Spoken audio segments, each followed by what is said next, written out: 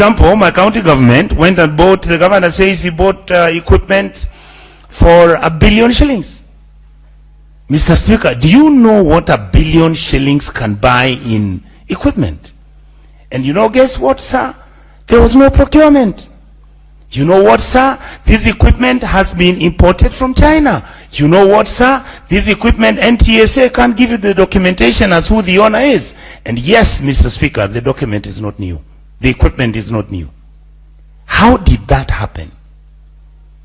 Why don't we then allow all government departments and sections to actually buy Mutumba vehicles?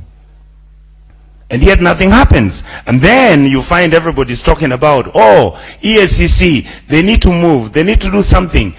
We have myriads and myriads and myriads of information and reports that anytime we do a report and we are asking questions about what has been happening in terms of wastage, the corruption that is taking place at the county governments, you hear basically ESCC does nothing. So we become victims where you are going to explain to the public what is happening to their money. They ask you, and what are you doing about it? And when you tell them that actually, yes, you people can account and talk about how senators got oversight funds, which are supposed to actually manage oversight and look at how this money is being spent, the oversight funds are not even there.